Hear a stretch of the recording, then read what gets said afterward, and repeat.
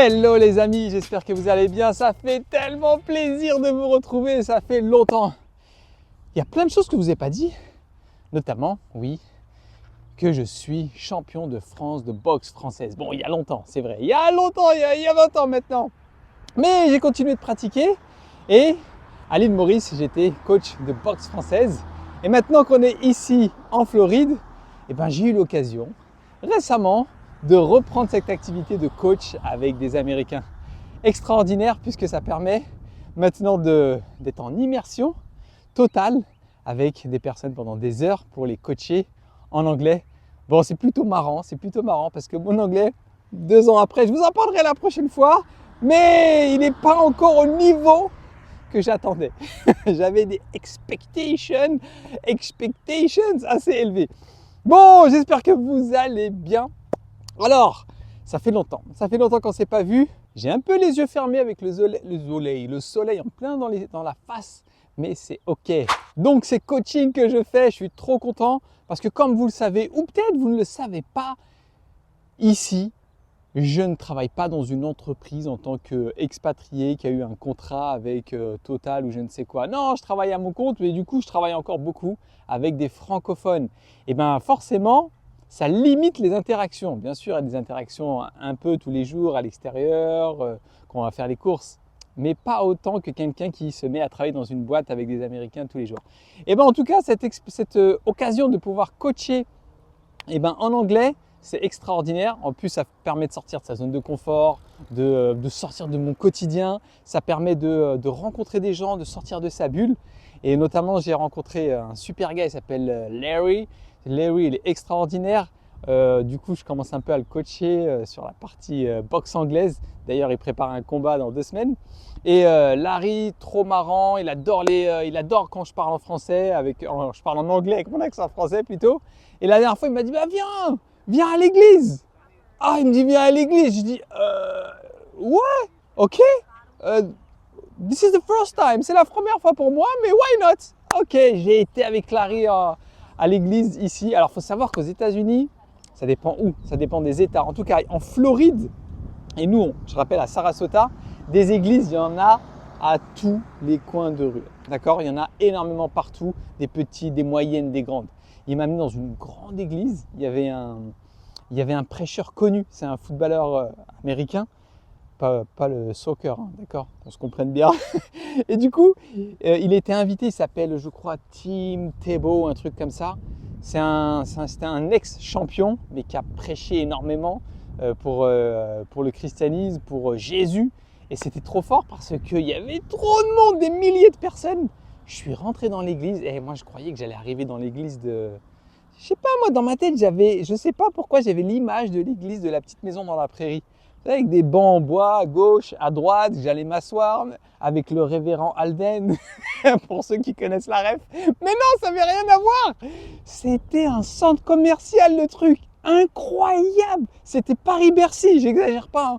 Tu rentres dedans, il y avait des salles à foison. Il y avait également des salles de jeu pour enfants, teenagers, pour les tout petits. Mais je me suis dit, c'est quoi ce truc? What? C'est pas possible, c'est quoi? Ensuite, je vous fais un peu découvrir. J'ai pas filmé, c'est dommage. Mais il y avait la salle principale. Alors là, j'ai dit non, je suis pas possible. Je suis sur un plateau télé. Il y avait une scène énorme avec des écrans géants de partout. Il y avait des caméramans qui pivotaient sur leur chaise pour filmer, pour retranscrire dans d'autres endroits. Mais j'ai dit, c'est quoi ce lieu? C'est pas possible. Il y avait un concert, un vrai concert le matin. Voilà, une expérience extraordinaire. C'était trop bien. Je vous raconterai peut-être un peu plus en détail la prochaine fois cette expérience à l'église avec Larry. Mais les mosquées ici, parce que pour ceux qui ne savent pas, on est musulmans, des musulmans en Floride. Et les mosquées ici, c'est quelque chose aussi. Pendant le ramadan, on a passé un ramadan extraordinaire. Tous les soirs, c'est pas vrai, pas tous les soirs, vendredi, samedi, dimanche, tous les soirs, ils invitent tout le monde. C'est comme un mariage, il y a des tables bien décorées, des serveurs, entrées, plats, desserts. Incroyable. Et vraiment, ils accueillent tout le monde, toute religion confondue. Un moment exceptionnel que j'ai connu aux États-Unis. Cette ouverture d'esprit À l'entrée, tu as des gardes, parfois des policiers qui sont là pour faire la sécurité. Et franchement, un moment humain incroyable. Voilà. Donc on est dans un état plutôt conservateur. Et des mosquées, il n'y en a pas à tous les coins de rue. Hein. Il y en a une pour Sarasota, par exemple. Voilà. Mais les églises, il y en a beaucoup, beaucoup. Les gens sont très, très religieux ici en Floride, très croyants. Et c'est ça qu'on a pu remarquer ici aux États-Unis, c'est que les gens, ils vivent beaucoup en communauté. Et ils vivent les rapports sociaux beaucoup en communauté. Et c'est pour ça que j'ai trouvé intéressant de répondre à l'invitation de Larry qui me dit de venir à l'église. Je voulais voir un peu comment ils étaient, comment la communauté elle se créait. Et c'est vrai, la semaine, ils travaillent beaucoup. Les gens travaillent beaucoup la semaine. Et c'est le week-end, le dimanche où ils se retrouvent. Et c'est souvent à l'église. À l'église, c'est le lieu social par excellence. J'ai trouvé ça super intéressant. Et c'est pourquoi on revient sur la chaîne, pour vous partager ce genre d'expérience. Déjà, il faut être là pour les vivre, premièrement. Et la deuxième chose, il faut être assez ouvert. Il faut être assez ouvert pour les vivre. Maintenant, vous devez vous demander, mais ouais, t'es marrant Marwan, mais pourquoi vous étiez plus là depuis 1 an et demi? Vous êtes parti où? Vous avez disparu, vous avez supprimé toutes les vidéos. Bon, ok. Je suis obligé de recontextualiser un petit peu les choses. Bon, pour ceux qui ne nous connaissent pas, les immigrés avec un Z, on a lancé cette chaîne depuis qu'on est expatrié. Ça fait maintenant 6 ans qu'on est expatrié, qu'on a quitté la France. On était en Normandie avant de partir de la France. Et première expatriation, on a été à l'île Maurice. Première expatriation facile, les gens parlent français. Le visa, pas trop compliqué à avoir. Franchement, première expatriation, easy pour celui qui a un peu peur. Même si c'est loin, c'est vrai que c'est la chose qui fait le plus peur, mais c'est facile. Quoique maintenant, la vie a augmenté énormément là-bas, donc ça rend sur l'aspect financier les choses un peu plus difficiles. Maintenant, qu'on a fait 4 ans après à l'île Maurice, on voulait autre chose. À chaque fois, on a des phases, des envies, ou plutôt peut-être des besoins en fonction de notre situation du moment. Et à cette situation du moment, on voulait plus de dynamisme pour nos enfants, parce que ça reste une île, les gens ils sont en mode tranquille, et c'est pas mal. Selon la phase où on est dans notre vie, c'est plutôt pas mal ce rythme-là. Mais nous, là, on voulait que les enfants grandissent dans un dynamisme. Comme nous, on a grandi en région parisienne, c'était dynamique.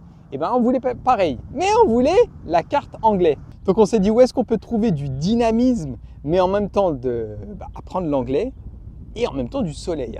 Et voilà, c'est comme ça qu'on s'est retrouvés en Floride pour la faire courte, mais il y a d'autres vidéos qui racontent ça plus en détail. Maintenant, j'ai envie de vous parler de pourquoi on a créé cette chaîne et pourquoi on a fait une pause. On a créé cette chaîne, on voulait partager, on voulait donner de l'énergie à ceux qui ont envie de partir parce qu'on s'est rendu compte que ça se passe beaucoup ici. Alors on s'est dit, pourquoi pas partager? Parce qu'on est comme ça, on aime bien quand on fait quelque chose qui nous fait kiffer. On s'est dit, mais si ça peut profiter à d'autres juste en parlant, alors on le fait. C'est comme ça qu'on a lancé la chaîne Les Immigrés et qui a eu un franc succès parce que c'était authentique, parce qu'on n'était pas dans la rétention d'informations. C'est ce qu'on avait vu, c'était le problème qu'on voulait résoudre. Dans la plupart des chaînes qu'on a vues, les gens sont dans la rétention. Je ne sais pas pourquoi, ils ne donnent pas les informations, ils ont peur de dire combien ils payent de loyer, ils ont peur de dire… Bon, je respecte, il n'y a pas de souci. Nous, en tout cas, on s'est dit, on dit tout. La chaîne à l'île Maurice, quand on était à l'île Maurice, marche super bien, on a des super commentaires, les gens sont sympathiques, ils nous encouragent, ils valorisent, c'est top. C'est du carburant pour continuer. Qu'est-ce qui se passe? On arrive aux États-Unis, on s'installe, et là on continue de partager notre quotidien, le déménagement, et là on commence à voir des commentaires inhabituels. Et là, des commentaires pas sympas, des commentaires qui sont dans le jugement. On ne comprend pas, c'est quoi ce délire? Et on a vu qu'il y a eu un changement de public. Parce que ceux qui étaient intéressés de s'expatrier aux États-Unis, ce n'étaient pas les mêmes qui étaient ceux qui voulaient s'expatrier à l'île Maurice. Et du coup, on a eu des comportements de plus en plus exécrables, insultants et racistes. Alors je dis racistes parce que, je dois le dire, au début, dans notre chaîne, on ne parle pas, nous on se présente comme Marwan, Amel, français. Oui, on a des origines algériennes, et oui, on a une religion, on est musulman. Voilà. On ne l'a jamais étalé sur la chaîne, parce que c'était pas lieu, c'est notre vie privée. Mais quand on a commencé à avoir des commentaires racistes qui pointaient ça, alors là je me suis dit non, Pourquoi les gens ils font ça? C'est bizarre, c'est bizarre. Et ce qui était bizarre, c'est qu'on ne les avait pas avant quand quand on communiquait sur l'île Maurice. En tout cas, tout ça pour dire que, avec la fatigue aussi, la fatigue mentale, le déménagement, c'est tout ça, c'est plein de choses à gérer. Et le côté, les gens ils sont pas sympas, on s'est dit bon, là je crois qu'on a besoin d'une pause, on a besoin de faire un pas de recul. Voilà, nous on donne, ça nous fait trop plaisir, mais si en retour, voilà, on reçoit des pierres, non merci quoi, non merci. Donc, très important, je le dis dès maintenant parce qu'on a dit on revient maintenant mais avec de l'authenticité. Toujours les mêmes, mais on ne cache aucune facette de nous-mêmes. Donc je vous le dis, si vous n'aimez pas les maghrébins, si vous n'aimez pas les musulmans, juste en bas, vous cliquez, je me désabonne. C'est pas que d'habitude, c'est l'inverse. On dit, ouais, abonnez-vous. Là, tu cliques sur je me désabonne, tu enlèves la cloche et voilà, tu vas voir d'autres. Et vous allez voir ceux qui ne sont pas intéressés par des personnes multiculturelles comme nous, qui allaient voir d'autres personnes, tout simplement. Il y a le choix sur YouTube, il y a le choix. Pourquoi aller prendre son temps, 10 minutes pour aller insulter quelqu'un, franchement. It doesn't make sense. Vous êtes d'accord ou pas? Est-ce que vous êtes d'accord? Si vous êtes d'accord, vous mettez un commentaire, s'il vous plaît. Vous dites, on est d'accord. On est pour que les gens y soient heureux, que les gens soient ouverts, que les gens y soient dans l'amour. Voilà. Et voilà pourquoi j'ai rejoint Larry à l'église aussi, parce que c'était une preuve d'ouverture, d'amour. Et c'est pas parce qu'on ne partage pas la même foi, la même religion qu'on n'a pas le droit de participer. Voilà, donc moi je suis plutôt fier de ça, je suis plutôt fier d'avoir cette ouverture et demain si vous voulez m'inviter dans un temple bouddhiste, je viendrai avec vous. Voilà, ça c'est dit. D'ailleurs une anecdote assez marrante quand même, c'est qu'il a fallu qu'on quitte la France pour nous rappeler ici qu'on est français. Ah oui, à chaque fois en France, quand tu as des origines, on te rappelle à tes origines. Au fait, t'es d'origine, au fait, t'es d'origine. Bon, des fois c'est sympa, des fois c'est bienveillant, des fois un petit peu moins. Mais en tout cas, on te rappelle toujours que tu as une petite pétillance qui n'est pas d'ici. Alors que quand tu es à l'étranger, c'est trop fort. C'est plus ton faciès qu'on regarde. C'est ta langue. Voilà. Si tu parles français, les gens disent « Oh, are you French ?» Yes, oui, je suis français, merci de le dire, allez leur dire aussi. Et du coup, ça, écoute, c'est marrant. Voilà, parfois, il faut que tu quittes la France pour qu'on reconnaisse que tu es français. Oh, purée. Alors, à partir de ça, on s'est dit, bon, on a besoin d'une pause, on a besoin de couper tout. Et le temps a passé. Le temps a passé, entre-temps, on a croisé des gens. On a croisé des gens à l'extérieur, notamment à Sarasota, en centre-ville. On a croisé des gens qui se sont venus s'installer à Sarasota parce qu'ils nous avaient connus sur YouTube et que tout le contenu les avait vraiment aidés à franchir le pas, à aller de l'avant et ça les avait convaincus que c'était la bonne région pour s'installer. Et du coup, ça nous a touchés. À l'île Maurice, ça arrivait très souvent, mais c'est petit l'île Maurice. Il n'y avait pas une semaine où on croisait 2 ou 3 personnes qui étaient venues s'expatrier depuis la chaîne. Aux États-Unis, c'est beaucoup plus grand, donc ça reste beaucoup plus rare. Mais voilà, on a eu ces gens qu'on a croisés. On a eu une deuxième personne après qu'on avait croisé lors d'un salon. Et ensuite, on a eu tous ces commentaires. Voilà, vous nous avez énormément soutenus. On a reçu beaucoup de commentaires des gens qui s'inquiétaient, qui nous disaient « Mais qu'est-ce qui vous est arrivé? On est inquiets. » Et on s'est dit, on ne peut pas les laisser comme ça. Voilà, il y a beaucoup de gens qui nous ont dit que ça les inspirait, que ça les aidait réellement. Et au final, on s'est dit, bon, on a atteint l'objectif qu'on voulait. On a atteint, et pourquoi on arrêterait? Pourquoi on se pénaliserait nous-mêmes et ceux à qui ça profite pour quelques gens qui ne sont pas bien dans leur peau au final? Parce que vraiment, je pense que c'est tout simplement ça. Moi aujourd'hui, je ne suis pas là à dire que les gens ils sont méchants, sont mauvais ou gentils. Pour moi, c'est quelqu'un qui n'est pas bien dans sa peau, qui va s'énerver, qui va se fâcher, qui va insulter tout simplement. C'est qu'il n'est pas bien avec lui-même. Tous les gens qui sont équilibrés, tous les gens qui ont une vie équilibrée avec leur compagne, leur famille, leurs amis, en général, ils ne vont pas aller sur les réseaux sociaux insulter les gens. Voilà. Il faut vraiment avoir un mal-être assez profond, je pense. Voilà. Je ne suis pas psy, c'est ma conclusion. C'est ma conclusion sur cette situation-là. Donc on s'est dit, bon allez, ça profite, ça change des vies, puisqu'il y a beaucoup de gens qui ont changé leur vie parce qu'on leur a donné la force, le courage parce qu'on est authentique. C'est ce qui revient souvent, c'est que les gens ils me disent « mais on sent que vous êtes comme nous ». Parce que c'est vrai, on s'était donné, comme on s'était imposé à la base, de ne jamais rentrer dans le jeu du factice.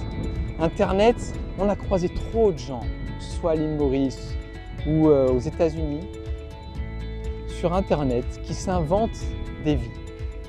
Quand je dis ils inventent, ils vont créer des réalités, parce qu'on peut créer plein de réalités. Voilà, je vais aller, moi je vais aller dans un hôtel, un super hôtel, je vais payer l'entrée pour la journée et je vais donner l'impression que c'est mon contexte tous les jours. Waouh, mais ces gens-là, ils vivent dans le luxe. Je vais louer une voiture, une Corvette, et je vais donner l'impression que… Non, nous on s'est dit non, on est des gens normaux, on n'est pas millionnaires, c'est pas un objectif en soi. Nous, l'objectif, clairement, c'est d'augmenter le capital bonheur. Pas à travers les biens, mais à travers les expériences, à travers les relations amicales, les relations familiales. Et c'est comme ça qu'on se sent, qu'on est heureux en fait. C'est avec l'interaction avec les autres, le partage, les rires, les sourires, les expériences avec notamment qu'on puisse faire vivre aux enfants. Bien sûr, il faut de l'argent pour tout ça, mais on n'est pas axé sur le matériel. Donc, on continue sur cette voie-là. J'espère qu'on va vous donner beaucoup de contenu, c'est prévu, on ne va pas vous lâcher. L'idée, c'est d'essayer de remettre un rythme de 1 fois par semaine. Pour l'instant, je ne m'y engage pas parce que c'est beaucoup de boulot, filmer, faire le montage. Mais en tout cas, je vais mettre la structure pour. Voilà. Restez là parce que la semaine prochaine, on vous fait une vidéo, cette fois-ci, bilan. Bilan des 2 ans, mais qui répondra à toutes vos questions. Si vous avez, enfin, c'est sûr que vous avez des questions parce qu'on en reçoit tout le temps, mais là, c'est le moment. Toutes les questions que vous avez en tête, argent, que ce soit organisation, visa, que ce soit mindset, ou tous les aspects, logement, école, culture, échange avec les Américains. Mettez toutes vos questions, on répondra sans filtre, d'accord? Dans cette vidéo, on fera la semaine prochaine, voilà, qui sera un mix entre FAQ et entre bilan, 2 ans de vie en Floride pour une famille. Maintenant, avant de nous quitter, vous savez, il y a une nouvelle fonctionnalité sur YouTube, ça s'appelle Boost. Comme vous le savez, on revient. Donc notre chaîne, elle a besoin de Boost. Cliquez sur Boost, ça va permettre de la pousser et de la faire remonter et qu'elle puisse être partagée à un maximum. Voilà, ça ne vous coûte rien. Merci beaucoup de le faire. Je vous dis à très vite et à la semaine prochaine. Bye bye!